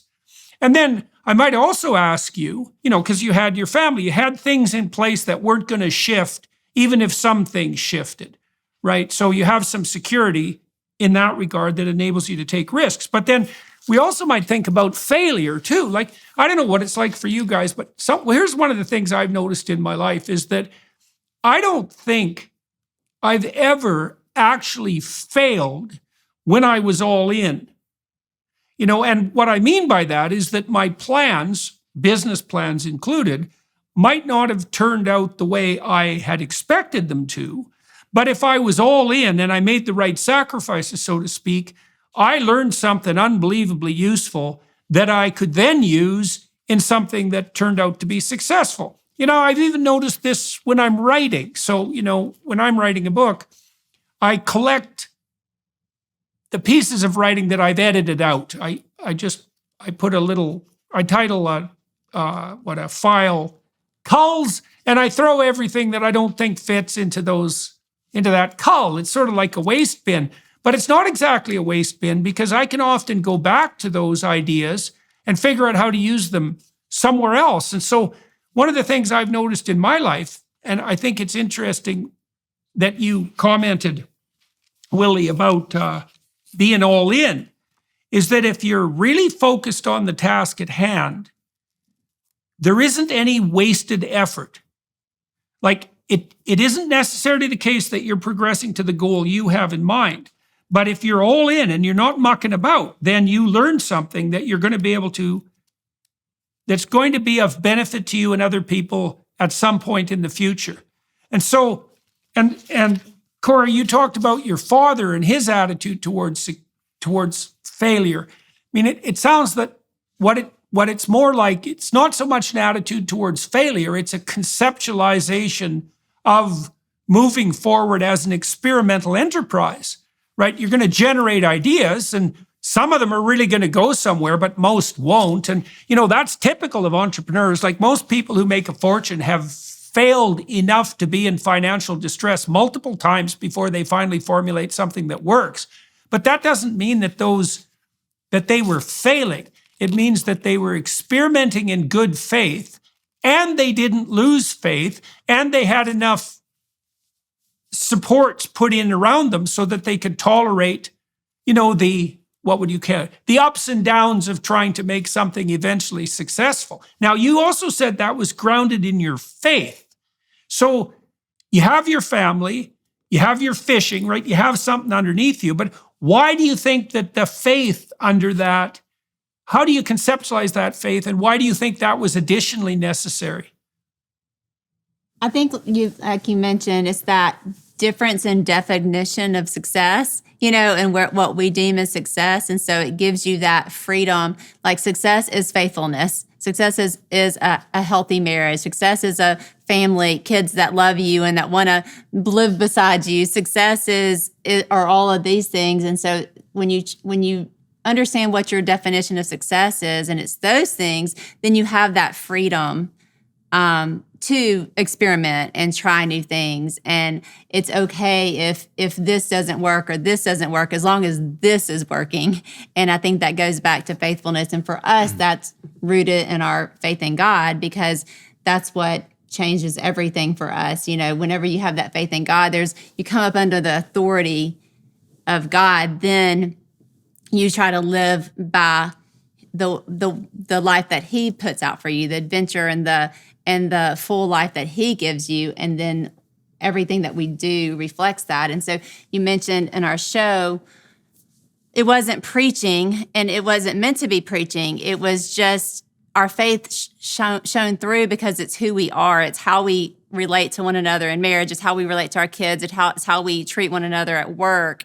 It just informs everything that we do. So there's this faith that surrounds it all, but you don't have to say it explicitly, because it's just internal, and it's who we are, and it's how we live. It's what makes us laugh, I mean, it's what brings us joy, because it's like, So when I think about, because you said it's rooted in our faith, that to me it's the ultimate in nothing is wasted, is rooted in the faith. Because you would say, well, what about when you really screwed up? Or what about when this happened and this was terrible? Well, that's what triggers back that faith again, going, oh no, it's not a waste, To where if you were looking at Jesus Christ going, what a waste, they killed him, he's like, not a waste, this was for you. So it's everything keeps going back, and it always is like nothing's wasted. Can I take something where I really messed up, where you're like, this is bad, can I take that and use that? And yes, that can be used. Yes, that can be used to help not just you. And if you think about life unselfishly, it may help someone else. It may be, this is really hard for me, but wow, it really helped you. It really helped someone else. And I think that's why we say it's rooted there, because nothing becomes wasted. Everything becomes something that can be used, we think for the glory of God, ultimately, because we have to put ourselves down as well, and the life's not all about us, for sure. Okay, so Korie, you outlined a very interesting, I would call it a hierarchy of values, and I think that it is reflected in your show and in your general attitude, and I do think that this is part of what made what you guys did so attractive. So this is what you basically said to me. You said, first of all, your head is screwed on straight with regard to what constitutes success. Now, you could say, well, success is cocaine and hookers and, the extension of a radically hedonistic life. You can do whatever the hell you want, whenever you want. And the clear problem with that is you tend to die, right? You end up face down in a ditch, and you take a lot of people with you. So it's kind of a stupid definition of success.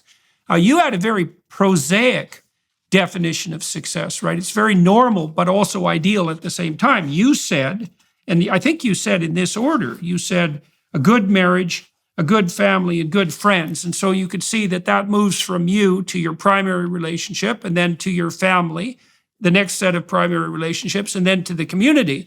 You said if things are working well there, and this is somewhat independent of economic status, then you're successful.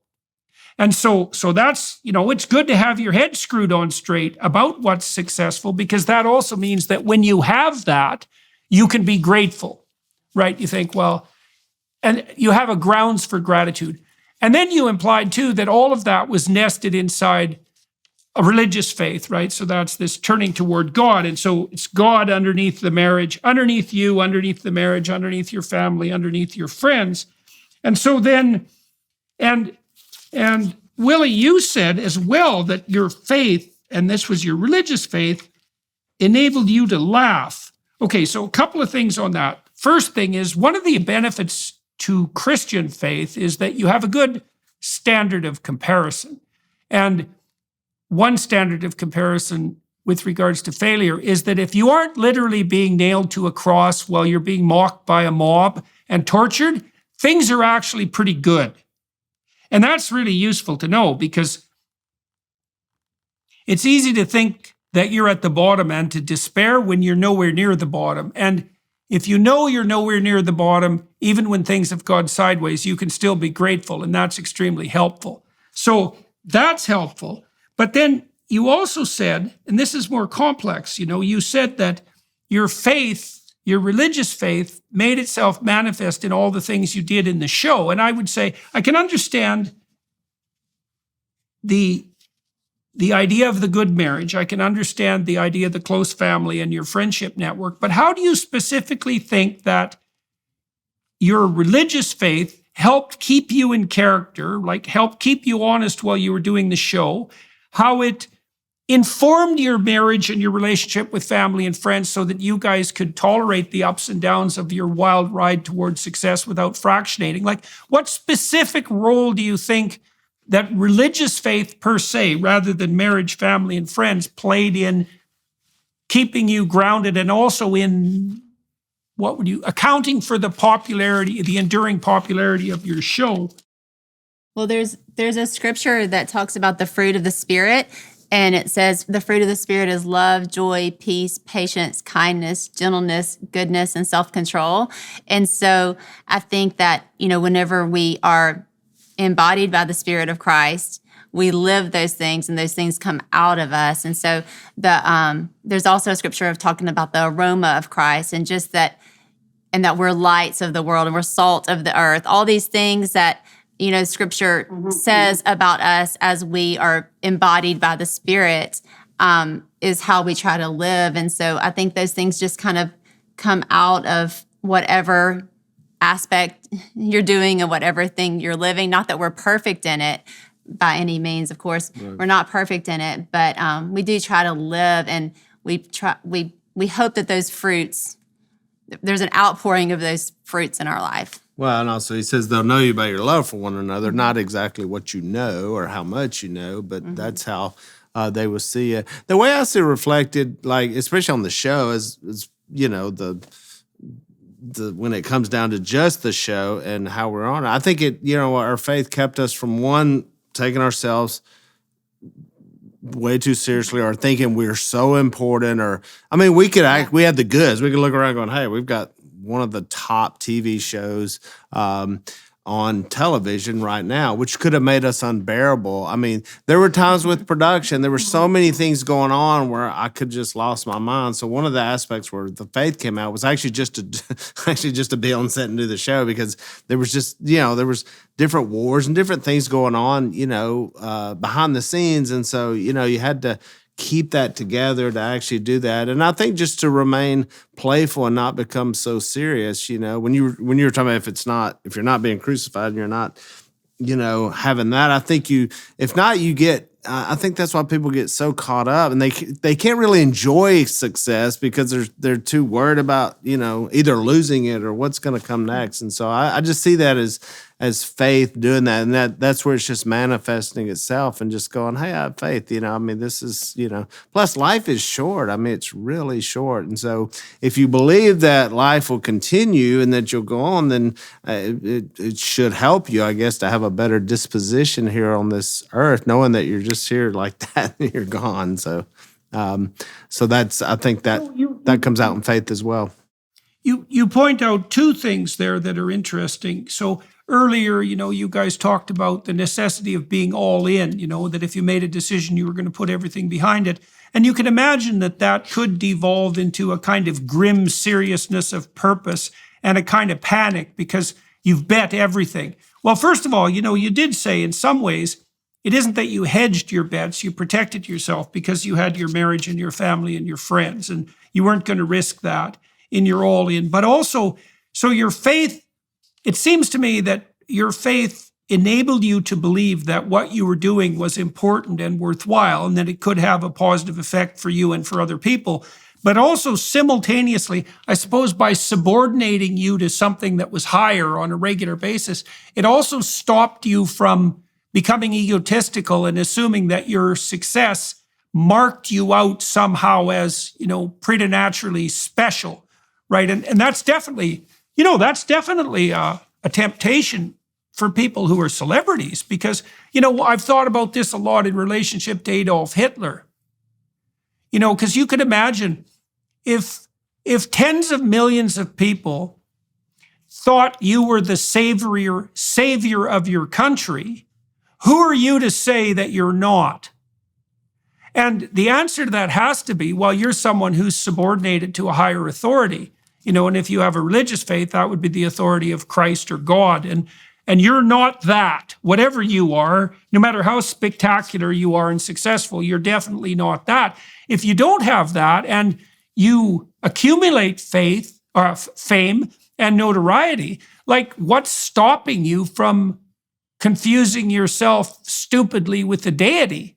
And so it sounds like you guys balanced your faith so that you could take yourself seriously, and presume that what you were doing was worthwhile and important, but it also protected you against the narcissism that can easily emerge when, well, as you said earlier, when you can't even walk down the street without being, constantly recognized and celebrated and put on a pedestal for that matter.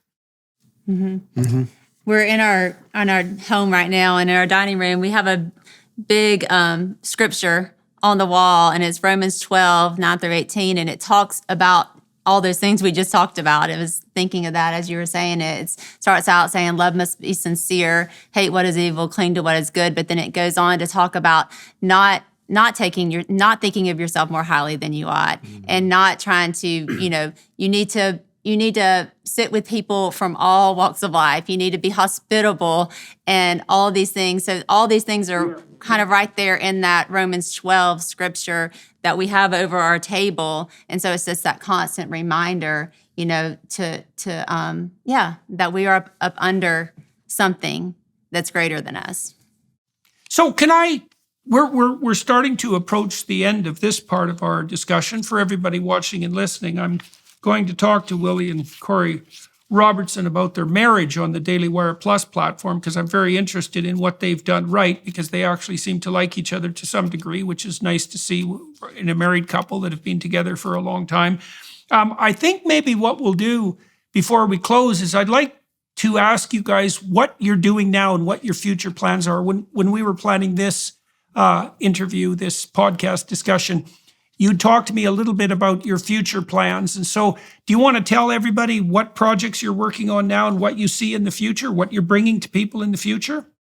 Yeah, so after the show ended, we, and as we've talked about, just saw kind of that impact of entertainment. And so we started a production company called Tread Lively Productions. And our first film is coming out September 28th in theaters, and it's called The Blind. And it's interesting that we've had so much of a conversation about Willie's dad, Phil, because that is really what this movie is about, is Phil and Kay's story. And, we've talked a lot about kind of the success of it and, what happened after, but this is the story before. And it's interesting that we chose to go back and tell the hard days, the hard parts of the story, because I think when you see a family like ours on television, sometimes you could think, oh, of course God used them. They all love each other and they're all this. But actually, scripturally, and you've mentioned several, people in the Bible that God used for big things, but that were really flawed and had really, had these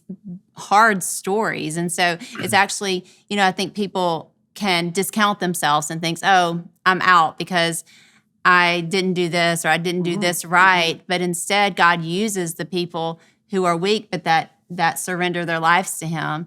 And so this is the family story. It's Phil and Kay's story, really.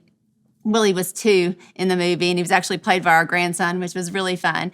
But this is their story and their 10 hard years of marriage that Kay got pregnant in high school, and they went off to college together and had 10 hard years where Phil was an alcoholic.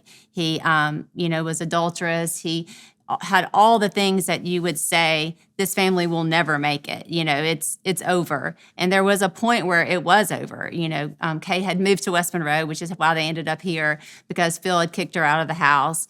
And it was just a real low point in their family life. And a pastor went to the bar where Phil, you want to tell his this part sister, of it? yeah. Well, my dad's sister, my Aunt Jan, begged this pastor to go up and preach the gospel to her brother. And I can just imagine this conversation, like it's in a different state, it's like, it's like, oh, tell him to come to church. And, it's like, no, he's running a bar in Southern Arkansas. And that preacher got in that car and drove to that bar and walked into this bar. And Phil was not happy to see him. It was very adversarial. And he shares his faith with him. And, nothing happens. Phil says, I'll keep that in mind. And then when he leaves, it wasn't until Dad really, the movie says when he came to the end of himself, when he was alone. He's in the woods. He lived in the woods for 6 months running from the state police, which is another reason we end up in Louisiana, to get away from the police. And when he got to that point, that's when he looked back up and said, hey, let me talk to that preacher again. And so what blows me away is that had that not happened, I just can't quit thinking about, like, if that guy doesn't go there and if it doesn't happen and if the marriage busts apart and my life looks completely different, none of this, I mean, it's like the whole, I don't go to the church camp to meet her. I'm not talking to you. It's almost like every day is another reflection of what would not have happened. And I would have been, a single parent. Who knows how that would have ended up. There would have been no Duck Commander, no Duck Dynasty. None of that would have happened. And I can almost, like 23andMe, like you can trace it back. And I can trace it back to that one little couple who had no money, no anything.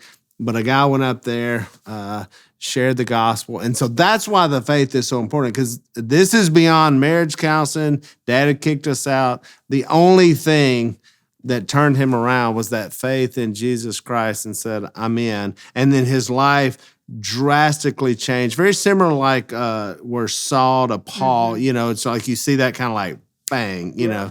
It was almost like he saw it like Saul did. Yeah. This is all detailed, you said, in The Blind? Yes. Yes. So that's in the movie The Blind, which when Willie mentioned Saul to Paul, that's exactly, the story of Saul, because he's blind. Whenever Jesus kind of like blinds him on the road to Damascus, and then it says the scales came off and he was baptized, and at once he started proclaiming that Jesus is the Son of God. And that's really their family story. It was just this miraculous event in their family's life where, Jesus revealed himself to Phil. He changed his life. He turned his life to him. He repented of his sin, turned around, came back to their family, and then his mom, Kay, actually forgave him. Which is another miraculous thing, because that's not easy to do after living through that. She says he was like the devil, like living through those years with him. She actually forgave him, and their whole life changed. Yeah, well, it's so interesting. Eh? I mean, Korie, you started out this discussion with this observation that in many of the biblical stories, let's say, and this is true of great literature in general, that it's often extremely flawed characters that make the most interesting pathway forward. And that's actually pretty good for everyone, because everyone is flawed.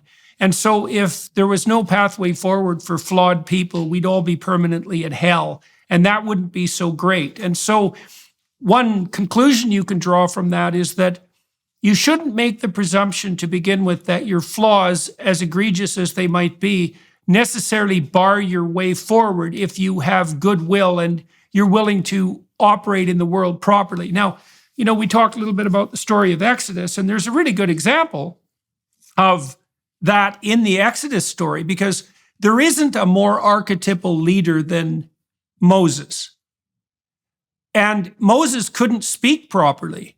I mean, that's continually, he actually had to ally himself with his brother Aaron. Now, we don't know why. I mean, we don't know if Moses had a speech impediment or if he just wasn't, a very facile public communicator. The story doesn't make it clear, but it does make it clear that he wasn't the sort of person you would have picked to be a leader, because he wasn't verbally competent. And yet he became the ultimate archetypal leader. And I think sometimes people become successful because of their flaws rather than despite them. And so that's a pretty heartening story, in that you shouldn't write yourself off just because there's something wrong with you, because then everyone would be written off. And then the other part of what you just described that's interesting, it'll be very interesting to see how this plays out in the movie, is that, it reminds me, I read this, I've been very influenced by this Russian author, Aleksandr Solzhenitsyn. And Solzhenitsyn found himself in the most dreadful circumstances you could really possibly imagine, the most hopeless circumstances.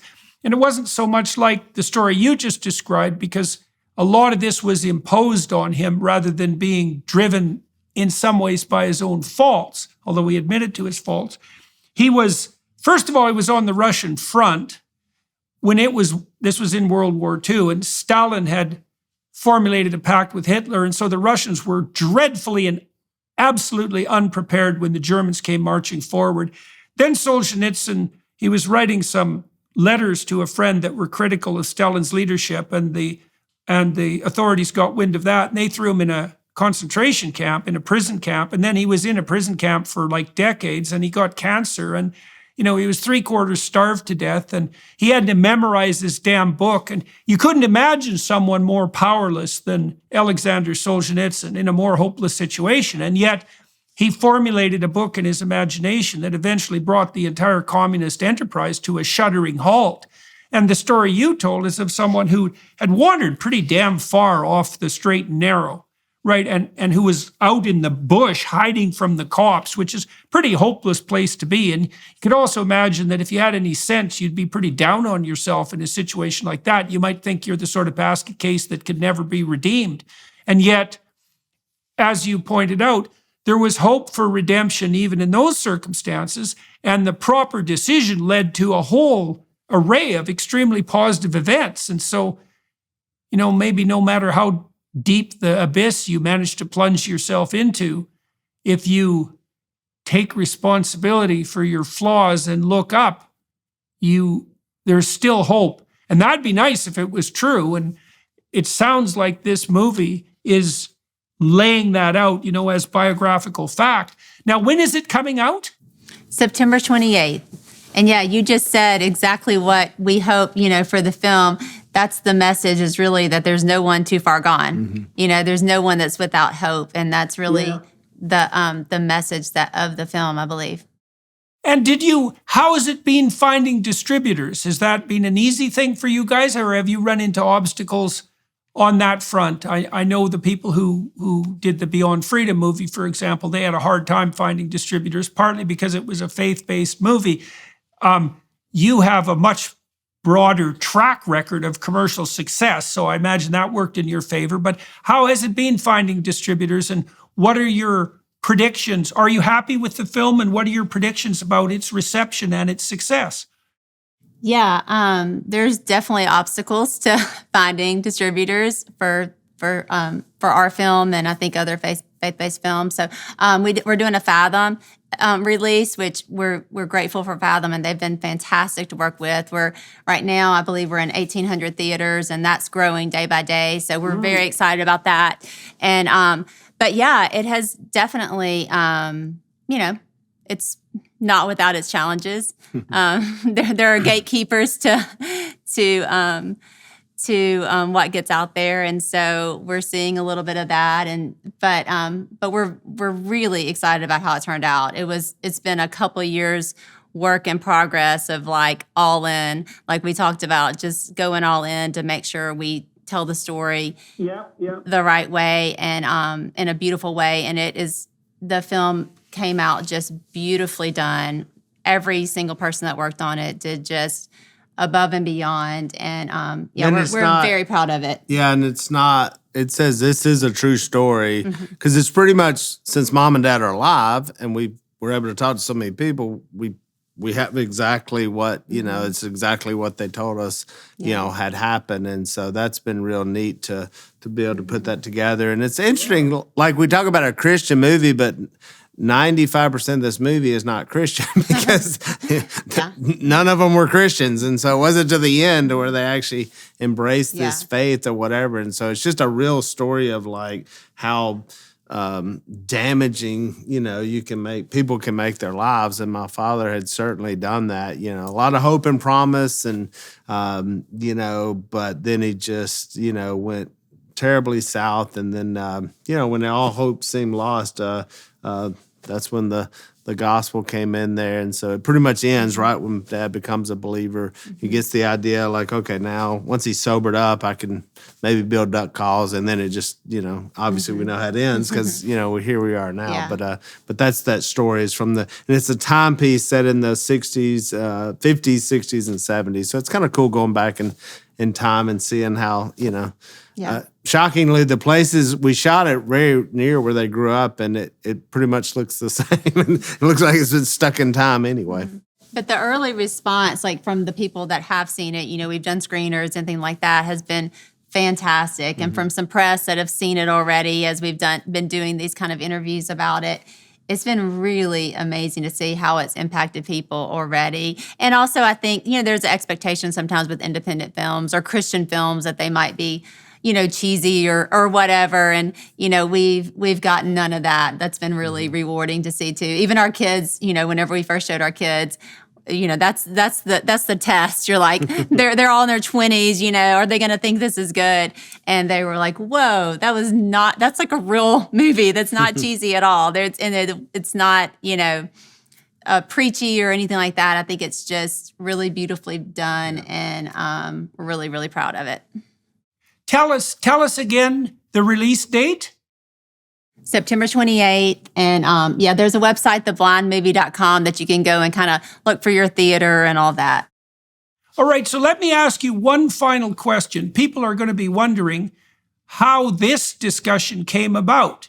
And so I don't remember exactly how we made initial contact. I remember we met at a corporate event. Willie, you and I met at a corporate event. That was the first time we had a chance to speak in person. But do you remember how it is that we made contact to begin with and why?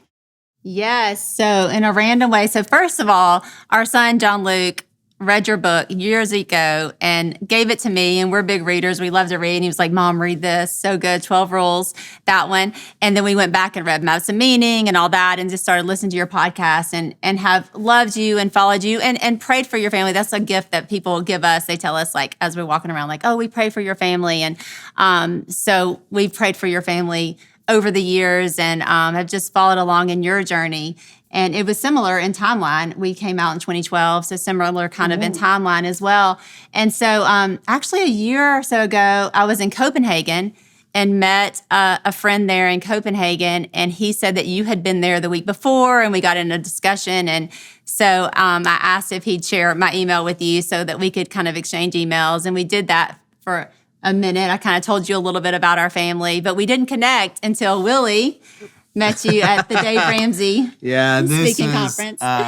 And you gave me such gold, you don't even realize what you gave me, which was a really funny story, which those are the things I cherish. So so you were going to be there. Korie was not able to come because we had our... I had planned to come because I wanted to meet you, of course, as we had communicated a little bit, but we had a new grandbaby. So, of course, I had to be home with our new grandbaby. So I didn't get to come. And even in our marriage, which I know we're fixing to talk about that, but my status went up because we were on the same venue together. And so, and Korie's like, it's Jordan Peterson and you. And I knew what she meant when she said it, like somebody doesn't belong at this big conference. And I know, and so, which I was kind of like, hey, here we are. So she was like, well, you let me know when you talk to him and all that. And so I was going to meet you before you went on stage, because I had spoken the day before.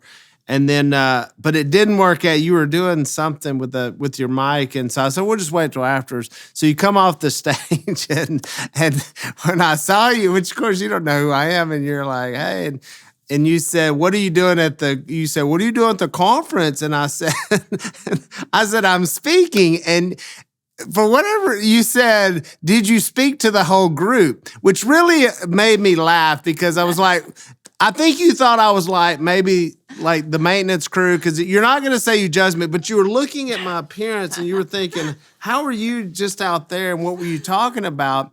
And I said, I was speaking to the whole group. And then you asked me what I was speaking about. And I told you neuroscience and Canadian politics. And that was a joke. And everybody started laughing. Yeah, that was good. That was good. But I could see your brain was spinning. And so I was proud that I had you speechless, especially after just talking to you for a couple hours. I had you speechless just for a second while that computed in there. So that's how we met. And then I told Korie. And then, but you said, yes, I remember your wife emailed, and then we circled back, and here we are. Right. Yeah, well, Korie, I'm very glad to know that a hick from Northern Alberta takes precedence in your imagination over a hick from Louisiana. So I would have never suspected that. So it's good to know anyways. All right, well, look, guys, that was great. I'm hoping your movie blasted out of the park. That seems highly probable to me. For everybody watching and listening, I'm going to talk to Willie and Korie Robertson for another half an hour on the Daily Wire Plus platform. We're going to talk about their marriage. I'm very interested in biographical details of people's lives.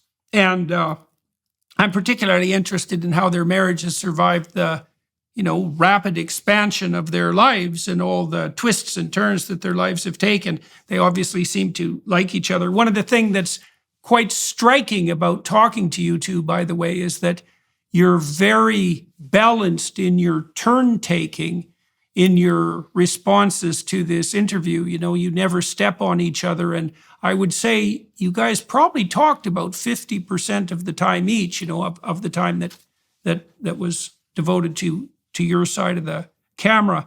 It was very interesting to see that, how careful you were about taking each other into account. I also watch couples all the time when I'm talking with them to see if there's some underground resentment or hostility, eye rolling, hopefully not that, and some competition there for status. And that's always a bad sign within a relationship. Like, it can be playful and competitive, but real status competition that's just not good inside a marriage. And so it was cool to see how on the same page you were in your discussions about what had happened, about your family life, and how you also translated that into this very playful and easy turn-taking in the conversation. So anyways, that's what the clinical psychologist in me noticed while we were talking. And so God only knows what I'll notice when we talk on the Daily Wire side, which we're going to do in moments. And so we're going to close this up. If you guys who are watching and listening want to attend to the conversation about marriage within the Duck Dynasty, please join us on the Daily Wire Plus side of things. And thank you very much. It's been a pleasure talking to you two. I'm really looking forward to your movie. Like I said, I hope it's ridiculously successful and helpful to people. You certainly whetted my appetite to go see it. I want to see how this all came about and how you managed this movie. So it'll be fun to see that. And so thank you very much for agreeing to talk to me today. And as I said, it's been a pleasure getting to know you. Awesome. Great talking to you. Great talking to you. This was awesome. Thanks so much. Hear these rare stories. Well, how the impossible happened. Miss Kate Caraway. I feel. Well, Promise to love. And be with you forever. this is one of those stories.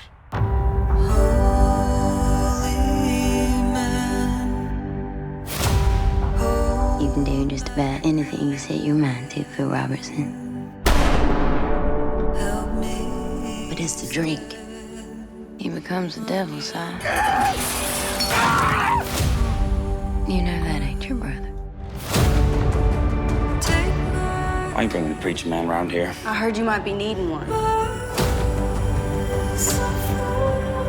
We're fine. I don't think we are, Phil. I ain't the problem. You're the problem. Get out. At some point in our lives, we are all going to feel desperately alone. And we realize that we ain't never alone. Someday, you're gonna have to fight for your marriage. And things get tough.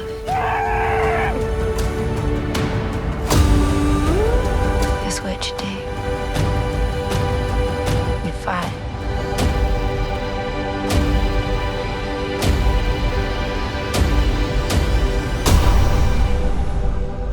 You must be one of Kay's friends. I know Phil ain't got no good-looking friends. This is my sister. Well, no, I was just being friendly. Why don't you be friendly in that direction over there? Yeah, okay.